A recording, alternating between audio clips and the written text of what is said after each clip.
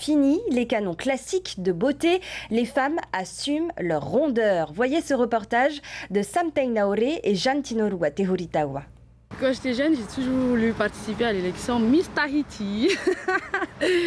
Mais voilà, à cause de mes rondeurs, j'ai pas pu.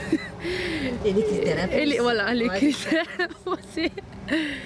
Et finalement, j'ai eu l'occasion de participer à un concours de beauté. Revaoura a remporté au mois de mai dernier le titre de Miss Ronde Tahiti 2018.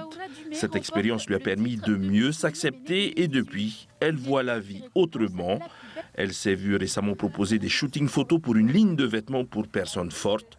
Revaoura se rend compte aujourd'hui que ce qui pose problème, ce n'est pas forcément le regard des autres. C'est nous-mêmes, on se fait du mal tout seul. Et à partir du moment où tu t'acceptes, tu verras la chose autrement. Selon les dernières études de la direction de la santé, 70% de la population polynésienne serait en surpoids. Pour Maeva Cavallo, qui a lancé la marque Tahitian Curves à destination des personnes rondes, la discrimination des personnes en surpoids est presque une hypocrisie en Polynésie. Et puis dans la perception culturelle locale, il ne faut pas oublier que la maman Tahiti, voilà, ces rondeurs nous rassurent.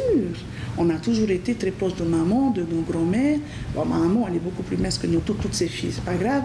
Mais bon, c'est quelque chose qui a toujours existé dans la culture polynésienne, qui n'a jamais été en soi un réel frein. Après, j'avoue, dans mon métier, sur certains aspects, physiquement, il y a des choses que je ne peux pas faire. Mais est-ce que ça a arrêté ma créativité? Mais jamais.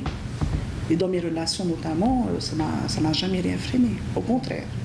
Malgré ce constat, les personnes en surpoids ont toujours été victimes de railleries ou de discrimination en Polynésie. Là aussi, on pourrait invoquer le caractère moqueur des Polynésiens. Ça ne doit pas, à un moment donné, opposer les populations. Je ne crois pas. Voilà, c'est ce qui fait la beauté d'une population, c'est leur diversité.